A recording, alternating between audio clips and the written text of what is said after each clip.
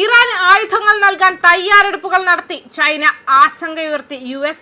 അടുത്ത ഏതാനും ആഴ്ചകൾക്കുള്ളിൽ ഇറാന് പുതിയ വ്യോമ പ്രതിരോധ സംവിധാനങ്ങൾ നൽകാൻ ചൈന തയ്യാറെടുക്കുന്നതായി US ഇന്റലിജൻസ് വിലയിരുത്തലുകൾ സൂചിപ്പിക്കുന്നതായി CNN റിപ്പോർട്ട് ചെയ്യുന്നുണ്ട്. US ഇറാൻ സംഘർഷത്തിന് താൽക്കാലിക വിരാമമിട്ട ദുർബലമായ വെടിനിർത്തൽ കരാറിന് മധ്യസ്ഥത വഹിക്കാനുള്ള ശ്രമങ്ങളെ പിന്തുണയ്ക്കാൻ സഹായിച്ചതായി ചൈന പരസ്യമായി പറഞ്ഞ സാഹചര്യത്തിലാണ് ഈ സംഭവം. അമേരിക്കൻ പ്രസിഡന്റ് ഡൊണാൾഡ് ട്രംപ് അടുത്ത മാസം ചൈനീസ് പ്രസിഡന്റ് ഷീ ജിൻപിങ്ങുമായി ചർച്ചകൾക്കായി ചൈന സന്ദർശിക്കാനിരിക്കെ പ്രതീക്ഷിക്കുന്ന ഉന്നതതല ചർച്ചകൾക്ക് മുന്നോടിയായാണിത്. അന്താരാഷ്ട്ര സൂക്ഷ്മ പരിശോധന തുടരുമ്പോഴും പ്രധാന പങ്കാളികളുടെ സഹായത്തോടെ ഇറാൻ തങ്ങളുടെ വ്യോമ പ്രതിരോധ ശൃംഖലയുടെ ഭാഗങ്ങൾ പുനർനിർമ്മിക്കാൻ വെടിനിർത്തൽ കാലഘട്ടം ഉപയോഗിക്കുന്നുണ്ടെന്ന് ഇന്റലിജൻസ് കണ്ടെത്തലുകൾ സൂചിപ്പിക്കുന്നുണ്ട്. ഇറാൻ വെടിനിർത്തൽ നടപ്പിലാക്കാൻ ചൈന നടപടി നയതന്ത്ര ശക്തി സന്തുലിതാവസ്ഥയിൽ മാറ്റത്തിന്റെ സൂചനകൾ ഉത്ഭവം മറച്ചുവെക്കുന്നതിനായി ചൈന മൂന്നാം രാജ്യങ്ങൾ വഴി കയറ്റുമതി ചെയ്യാൻ ശ്രമിക്കുന്നതായി സൂചനകളുണ്ടെന്ന് സ്രോതസ്സുകളെ ഉദ്ധരിച്ച് CNN റിപ്പോർട്ട് ചെയ്തു.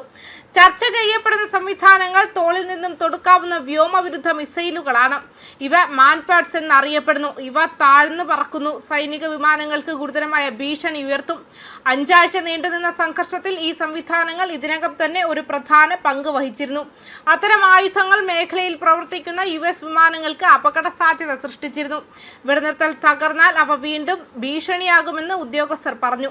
വാഷിംഗ്ടണിലെ ചൈനീസ് എംബസിയുടെ വക്താവ് ആരോപണങ്ങൾ നിഷേധിച്ചു. സംഘർഷത്തിലെ ഒരു കക്ഷിക്കും ചൈന ആയുധങ്ങൾ നൽകിയിട്ടില്ലെന്ന് പറഞ്ഞു.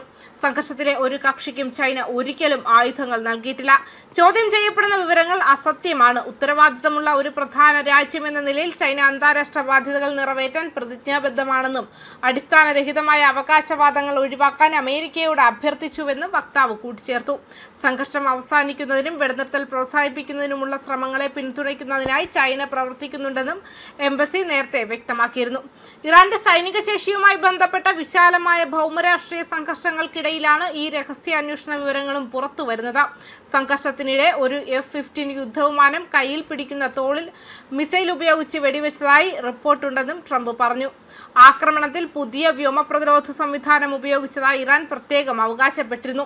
നിലവിൽ ആയുധ വികസനത്തിനും നാവിഗേഷൻ സംവിധാനങ്ങൾക്കും പിന്തുണ നൽകാൻ കഴിയുന്ന അംഗീകൃത ഇരട്ട ഉപയോഗ സാങ്കേതിക വിദ്യകൾ ചൈനീസ് കമ്പനികൾ ഇറാന് നൽകുന്നുണ്ടെന്ന് വിശ്വസിക്കപ്പെടുന്നുണ്ട്.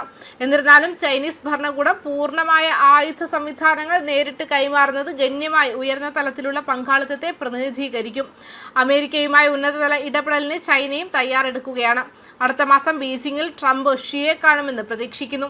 ഇറാനുമായി വെടിനിർത്തൽ ചർച്ചകൾ നടക്കുമ്പോഴും US ചൈനീസ് ഉദ്യോഗസ്ഥർ തമ്മിലുള്ള നയതന്ത്ര ബന്ധം തുടരുകയാണെന്ന് വൈറ്റ് ഹൌസ് അറിയിച്ചു.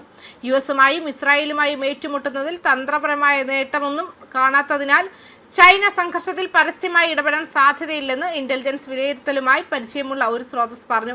പകരം അന്താരാഷ്ട്ര തലത്തിൽ വിശ്വസനീയമായ നിഷേധാത്മകമായ നിലനിർത്തിക്കൊണ്ട് ഇറാനുമായുള്ള ബന്ധം നിലനിർത്താനാണ് ബീജിംഗ് ലക്ഷ്യമിടുന്നതെന്നും വിശ്വസിക്കപ്പെടുന്നു.